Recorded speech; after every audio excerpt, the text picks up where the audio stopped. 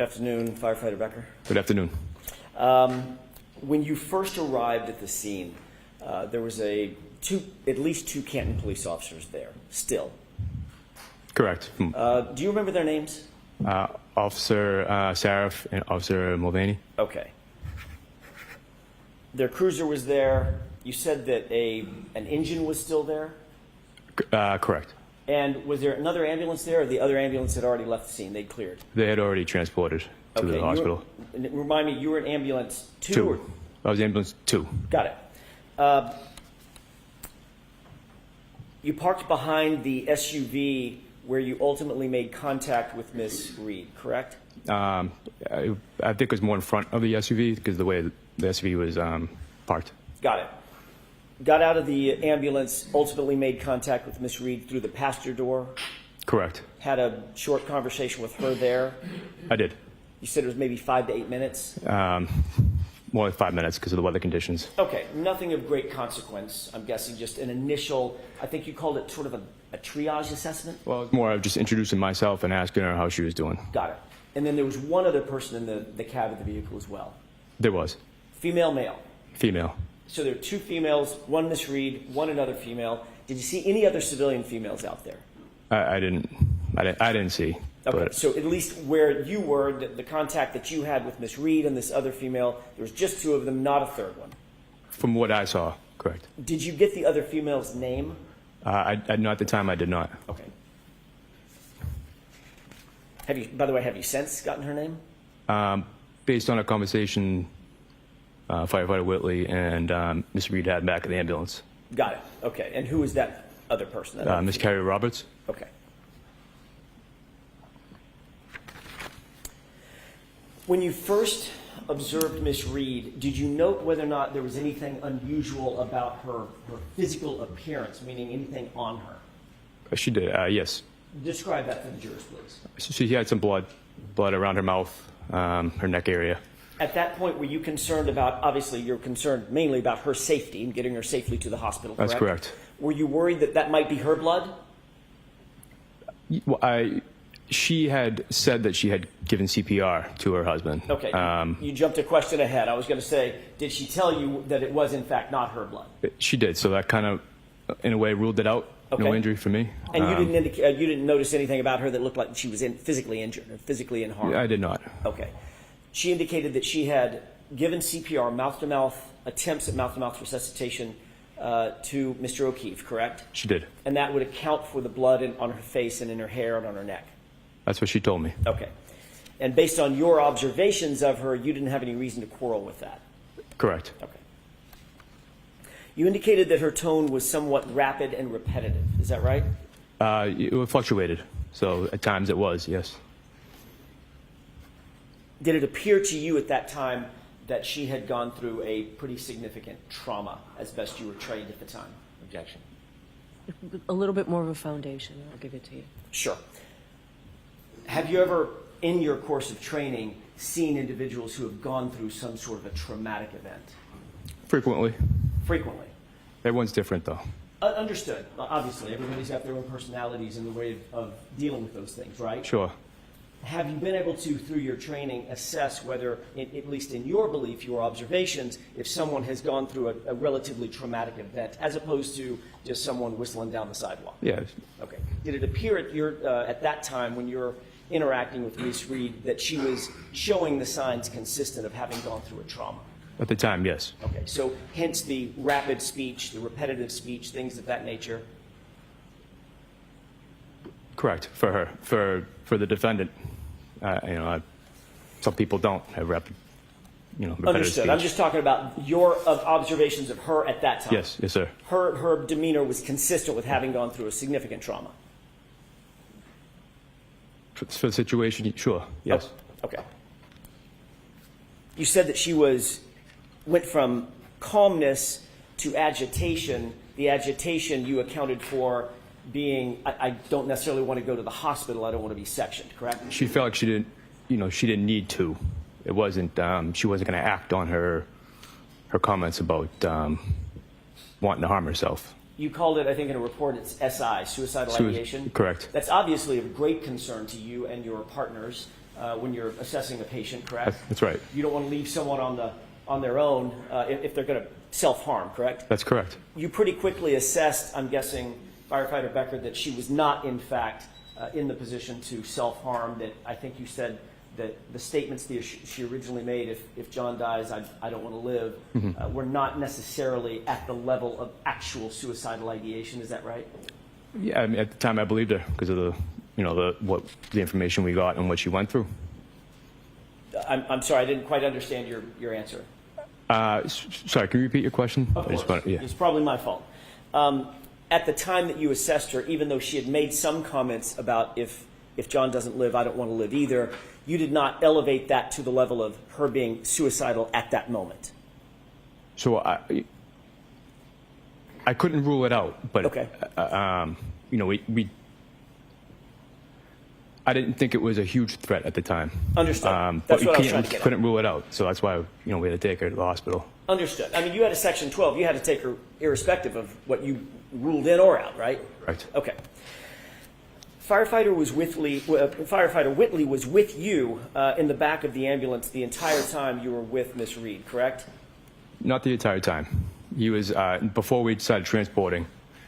He was kind of in and out, trying to find more of, talking to the police officers, find more of a story of, what happened, Okay. why we're taking the defendant on a Section 12. Once you and Miss Reed were in the back of the ambulance, Firefighter Whitley then joined you in the back of the ambulance? He did. How much time lapsed? It was a couple minutes at the most. Okay, so it wasn't a lengthy amount of time. It wasn't lengthy. And he was with you during the transport, along with Miss Reed, for the whole transport back to Good Sam. It's a good, yes. And you said on direct examination, I think your phrase was, all in all, she was cooperative with us. For the majority of the transport, yes. Okay. Never became combative, never got physical, nothing like that? No. Okay. She did refer to Mr. O'Keefe as her husband or her spouse. That's correct. You're aware of HIPAA rules, obviously. You're in the medical field, correct? Correct. You were aware at the time that HIPAA rules would demand or dictate that unless you're a spouse or a parent or a child, there are certain rules against getting or providing information to someone who isn't one of those close family members, correct? That's correct. Okay. You previously indicated on direct examination that, I think your words were, that Ms. Reed indicated that her last conversation she had with her husband was an argument, correct? Correct. You've previously testified about that statement in other particulars, right? Other hearings. I have. You're paraphrasing. You didn't write down what she said about her previous interactions with Mr. O'Keefe, and you didn't record those on a tape recorder, correct? I wrote down in my report that she said she had an argument. Right. You didn't write them down at the time. That was a bad question on my part. You weren't taking notes as she was speaking. Yeah, it could have been. I mean, it's kind of for every call we jot down notes on a notepad, just Okay. so when we give the staff a report, we can read off it. Do you have those notes? I don't. Okay. Do you think you took notes or no? To be honest, I'm not sure. I could have been typing them on the computer. That's what we typed the report on Okay. at the time. Do you have an independent recollection of taking notes, either handwritten or on a computer, as you sit here right now? I couldn't tell you if I did one or the other. Sometimes Okay. I write on the computer, sometimes I don't. Or you might not have written anything down, correct? Correct. Okay. So, in any event, you weren't taking down, even if you were taking notes, you weren't taking down verbatim quotes of what she was saying. You were paraphrasing the information that was coming to you, correct? That's correct. All right.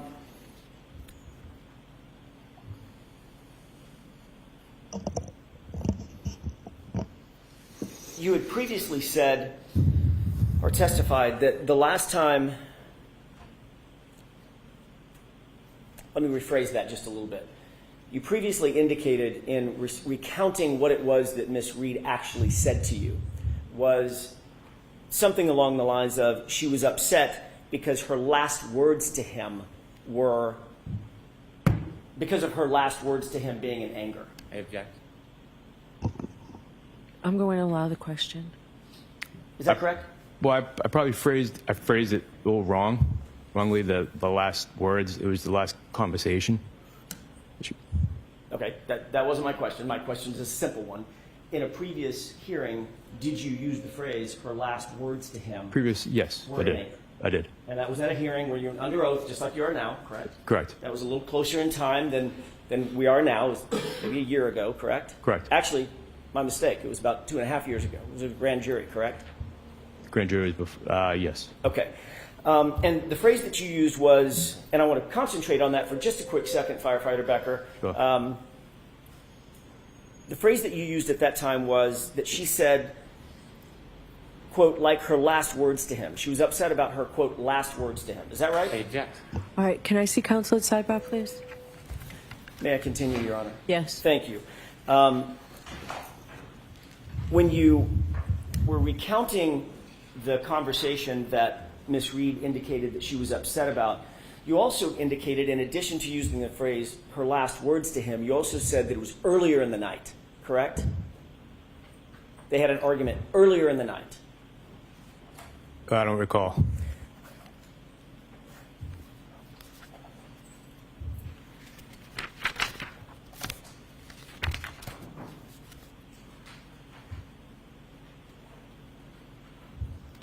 May I have just a moment, Your Honor? Yes.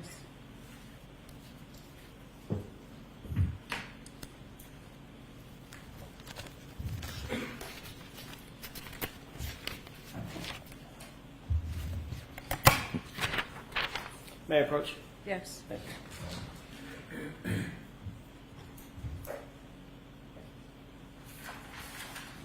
Thank you. If you don't mind, take a look at the top paragraph, very, very small print. Let me know when you've refreshed your recollection. Yes. Great. May I approach? Yes. Thank you, sir. You got it. When you wrote your report, you had indicated that when she was describing the argument that you testified to on direct, it was about an argument that was, quote, earlier in the night. Earlier in the night, correct. Okay. And then you recounted that statement, that same statement in the grand jury later on as at least including, quote, her last words. Is that right?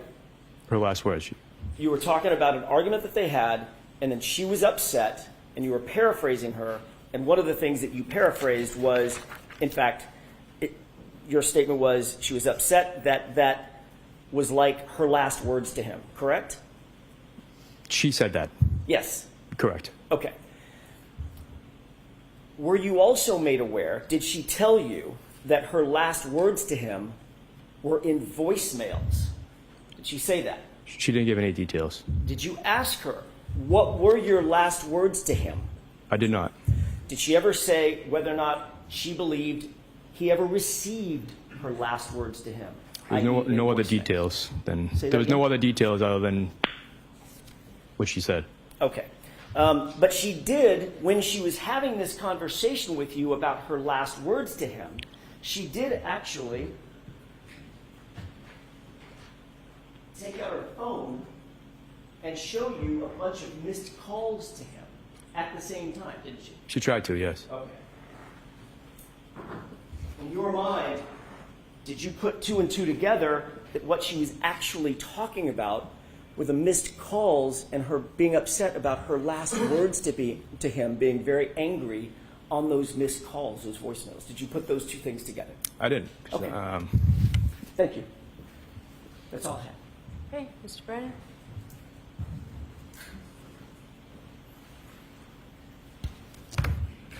So when Ms. Reed told you that she was sad because her last conversation, or her last thing that she had said to him was an argument, did she ever suggest that was in a voicemail? Objection. I'll allow. Did she ever suggest it was in a voicemail? She did not. Did she ever suggest that she didn't actually speak to him, but instead it was some type of message? Objection. I'll allow that. Did she ever suggest that? She did not. In fact, you wrote a report saying that there was an argument earlier in the night, didn't you? Objection. Your Honor. Sustained. You then were interviewed, weren't you? Were you Yes. interviewed on February 14th, 2022? Yes. And you referred to the fact that she told you there was an argument earlier in the night? Argument early in the night. Okay. And she was telling you this when you were speaking to her that morning? Correct. Around 6 6 a.m. Yes, sir. And earlier in the night, do you know if she was referring to 12:30 I did not know. or 12:15 No, or midnight? I didn't know the time. So his answer is he doesn't know. You testified in the grand jury, and Attorney Jackson just asked you some questions about part of the statement you made to the grand jury when he said, like her last words. Would you like to put that in context of the whole statement you made? Do you remember Her last words. Do you remember the entire statement that you made in the grand jury about the statement that was made to you? I'd have to. May I approach? Yes.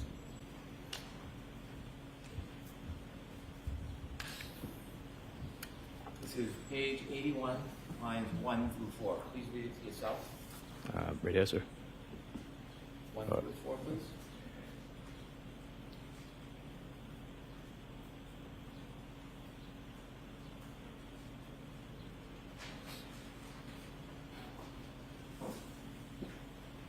Yes.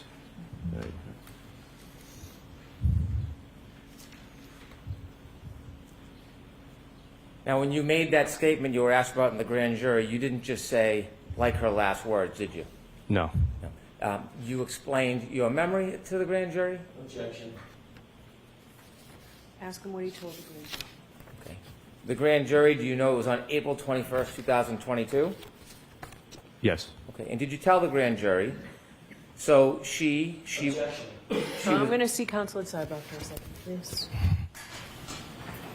I'm showing you that statement that you made that includes last words, but there's more to the statement, isn't there? She was upset. I'd like you to read Oh, your sorry. entire Sure. statement, 1 through 5. You can read it out loud. So she was also she was upset also because she said they had, the last time they had talked, she had gotten into an argument.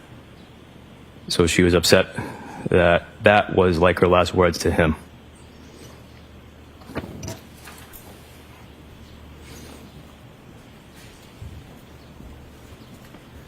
And so when you were speaking about her last words to him, were you referring to the argument? Correct. You testified again regarding this issue, didn't you, in May 3rd, 2024? Correct. Okay. And at that point, did you think or believe that the conversation she was relating to you was about a voicemail? Objection. I'm going to sustain the objection. Did you use the word again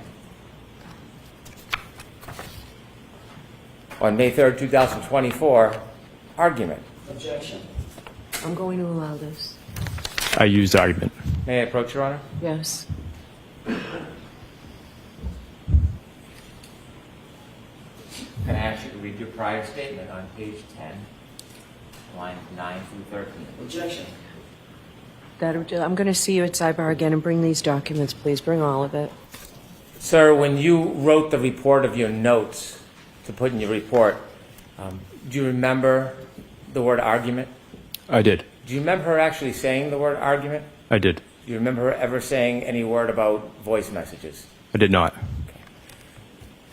You said that there was somebody in the front seat of the car with the defendant, It was. and you later learned from the defendant it was a person by the name of Kerry Roberts. Correct. Can you share with us the context? How did you learn that? The defendant and my partner, firefighter Whitley, had a conversation. Objection. I'm going to allow it. So the defendant brought up how if her husband had died at the time, she didn't know how she was going to take care of his kids. Objection. I'm going to allow this. And firefighter Whitley mentioned that she had like a strong support system. All the friends are on Canton, and Objection, Your Honor. May we approach? Yes.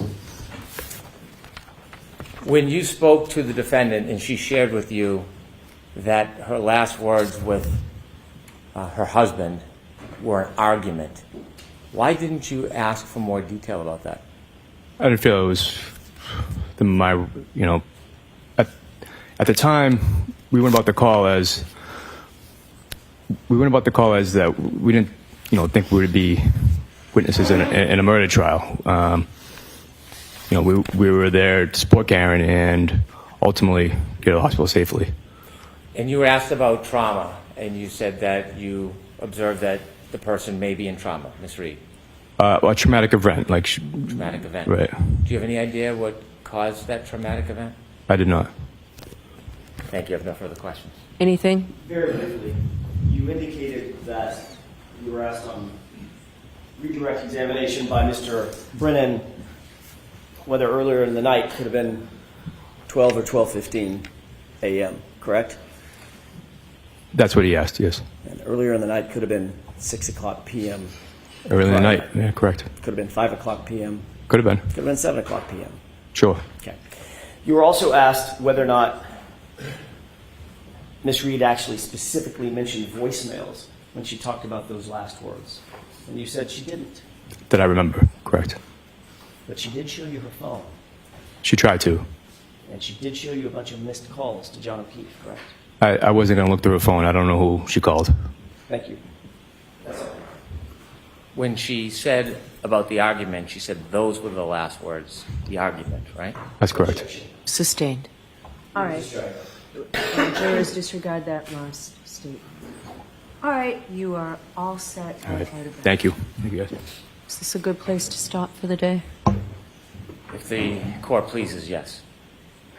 Jurors, we could do 6 minutes, but I think this is probably a good place to start. Why don't you? All right. So, as I understand it, folks, we're on schedule, right where we thought we would be. We're going to release you for today. Now, when I told you this morning, and I've told you other times too, that when you're out in that room waiting for us, we're in here getting work done to make things more efficient for the trial, especially a trial this long. We've decided that we're going to spend Monday afternoon again trying to streamline this trial and deal with issues that we have to deal with. So Monday for you will be a half a day. All right, so I just wanted to tell you that before you left today. Please, again, those 3 cautions. Do not discuss this case with anyone. Don't do any independent research or investigation into this case. If you happen to see, hear, or read anything about this case, please disregard it and let us know. And I guess the 4th caution is the same as I've been saying. Please be very careful with your social media. All right, have a good weekend. We'll see you Monday morning. All rise to the court, please.